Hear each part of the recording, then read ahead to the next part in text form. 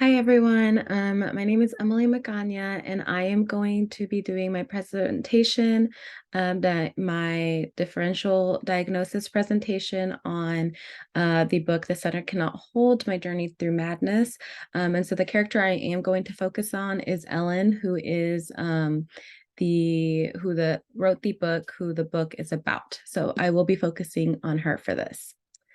Um, what we know about Ellen from uh, by the middle of the book is she's had scary thoughts and feelings since a young age. She was born or she was raised in Miami, and she did vocalize these fears to her parents. Sometimes it wasn't always like she knew she shouldn't share everything, but when she was feeling very scared, she would share it.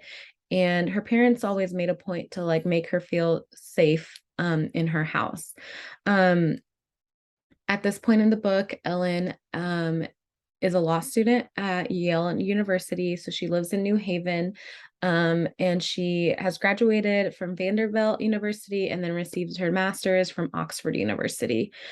She's always been a top student, and her studies are very important to her. She is a very smart person, very hardworking. And at this point, she has had multiple stays in hospitals for manic episodes that she's had in the United States and in England, which is important to note because she has had very different the way that those manic episodes were handled were very different. And the way that the systems worked are also very different, which has kind of shaped her know what kind of helps her and what doesn't. Um, she does not fully accept that she has any severe mental health issues or disorders at this point. She knows that she does have these thoughts, these scary feelings, these big thoughts, but she does not think that it's anything abnormal. Some other things that I thought were really important as well were that um, while she was still in Miami and as a teenager, she did get sent to a substance abuse facility from her parents sent her, even though she does not have a history of substance abuse, but in high school, she did experiment with marijuana, and she confessed this to her father, and that's what led her there. Um, and then that's important because the way that facility kind of she learned quickly how facilities and hospitals like that kind of work. And so that shaped her future hospitalizations as well. She has been in talk therapy and in, like I said, other hospitals and facilities as well. And she is very open with her psychotherapists. She has gotten to a place where she trusts them and is able to she knows that they are people that she can tell every thought that she's having to and not feel judged. Um, while she recognizes she can't say those things to other people in her everyday life.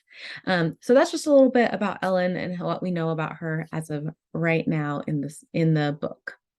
So then that takes me on to the mental status examination. While I was doing this for Ellen, um, it was pretty it was pretty straightforward to kind of answer all of these different sections, but so I'll kind of go through them. Her appearance, attitude, and activity. While there are no signs of physical disabilities, there just tends to be a lot of signs that she's not necessarily a healthy adult. She's very skinny. She does not keep up with her grooming. She's kind of dirty. Like, she does not bathe as often as she should. And she recognizes that sometimes bathing just is something that she forgets to do. She doesn't think about it. She can't remember if she had already bathed that day and stuff like that. And overall, she just doesn't seem to really know, doesn't really put much into what she looks like and taking care of herself. When it comes to her activity during sessions, she has a hard time sitting still, and she tends to pace the room while she's talking and letting and processing what she's saying. Her mood and affect, she is a very scared and anxious she has a very scared and anxious demeanor. When it comes to like real world things such as like her studies and what things need to get done, she is very anxious. And then when it comes to her thoughts, when she's sharing her thoughts and what's going on in the inside, the anxiety kind of shifts more into fear and just feeling scared. Her speech and language, Ellen's speech, it flows well and her language is understandable. There's no issues understanding what she's trying to say. However, when she does tend to repeat a lot of phrases and words, and when she starts to talk about her thoughts, she tends to speed up with her speech and sometimes even whispers when she is feeling scared. Um, when she is grounded and is talking about reality, she does speak up. Her voice is more normal and she speaks clearly. The pace of her speech kind of goes back to normal as well. Um, the thought process, the content and perceptions, her thoughts are very disconnected. Ellen is very aware that some of these thoughts are not reality, but they can get very lost very easily. And she overall does not believe in herself. She does not have confidence in herself. But then when it comes to her thoughts and what's going on inside, she does share these clearly. She does not hide what she's thinking. Her cognition, as I mentioned, she's a very smart intellectual, both in her studies and in her everyday life. She kind of describes herself as having like three versions of herself. One of herself is the academic Ellen, and then there is family Ellen, and then there is this other Ellen that's in her thoughts. So, but her cognition, when she is in reality and with her family and all of that, she is very highly intellectual. Um, then it comes into this third Ellen, and her cognition is very, and her reasoning and her memory can be very clouded. And this comes to she's just not very, she does not have a hold on the reality at that point when her thoughts kind of get into that place. And then her insight and judgment, Ellen believes that she's evil. All of these thoughts that she's having, it's because she is an evil person. She feels that that is who she is. And she voices these to all of her psychotherapists that she has been working with. And how, even though she could, there are times she's aware that these are not actual things that she's sharing.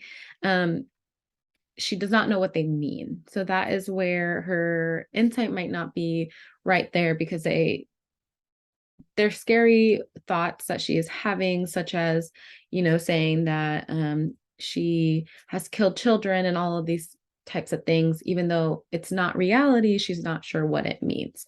So that is kind of just a quick overall or overview of what I got doing her mental status examination.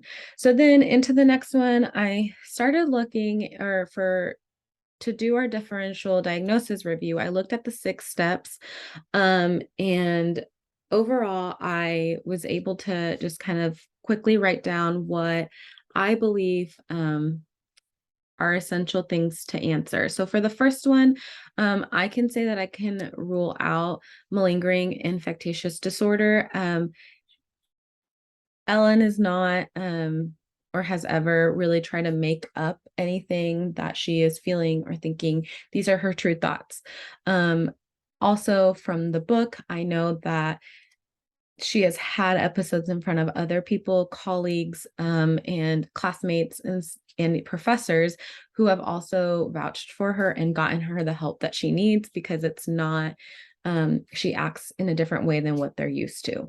I can also rule out substance ideology, going back to what I had mentioned about what happened in her teenage years. She talks about how she didn't really enjoy experimenting with marijuana. And then there's never been any other signs that she would have any of this, and any issues with alcohol or drugs or anything like that.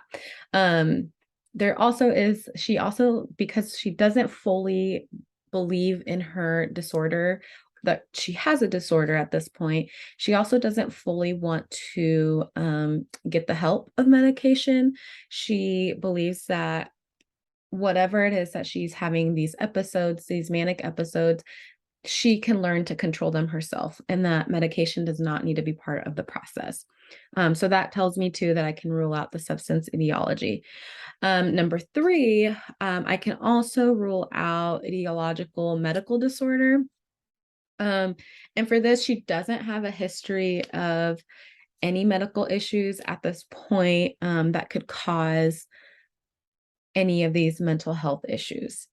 At number four, for step four, I guess I should say, you'll see the list of um, disorders that I have come up with. And in doing that list, I, looked at the safety hierarchy, and obviously I started from the most desirable to the least desirable. So looking at those five, or yeah, five of them, anxiety, I put that one on there because she does have a lot of anxiety, especially when it comes to her studies. Then we have anorexia, borderline personality disorder, and bipolar disorder. Again, a lot of the symptoms that she has shown, and a lot of the signs that are in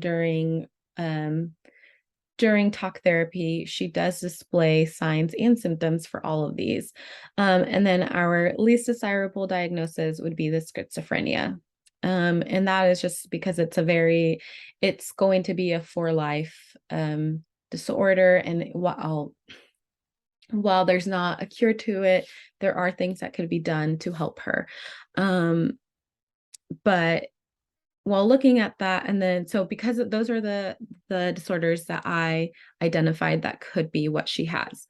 For step five, I came to the conclusion she does have an adjustment disorder. And the reason why I came to that conclusion is it started off when she was young to have these feelings and these thoughts. While she never had any manic episodes per se, she did have these feelings and these thoughts, and she was able to kind of put these into like categories about who she was around. But then also, as we're going into the book, she talks a lot about where these manic episodes are starting to happen. They all happen during adjustment periods, transitional periods in her life. So the first time that she really notices anything is when she goes off to college. And a big trigger for her is always going back home. Again, she talks about how she kind of sees herself in three different ways, like three different people. And so when she is back home, she feels that these thoughts and these feelings, she has to restrict them. And so that just kind of brings them all back up. While she's abroad for school is very stressful. Lots of episodes start to happen. And that's kind of just a pattern that we have seen so far. So I would say that she does have an adjustment disorder. And then for step six, she does suffer from some sort of mental disorder. So at this point, treatment does need to continue with that in mind. So then going back to step four, looking at, well, what is going to be our the diagnosis, the tree. How are we going to use this to get to our diagnosis? I think it's super important to look at that at this point, because there are so many options that she could have. And some of the more severe ones could also go into play part as to some of the least severe disorders that we're seeing. I was looking at the anorexia one, and I mentioned earlier that she does have she's very skinny. She does seem a little malnourished. If she were to have schizophrenia, these big disorders, sometimes her brain is not in reality. So it might look like maybe she's anorexic, she's not eating on purpose, but this might just be also part of that schizophrenia where she just does not remember. She does not remember what it is that she does not remember what it is that she has done that day or what she needs. So it's more of a part of her brain that is not fully aware of what the reality is. So that is my overview of what I have kind of analyzed and looked at so far for Ellen. And I hope that, that makes some sense. If you guys please ask any questions that you may have, and I look forward to our discussion and continuing to read this book as well. So thank you.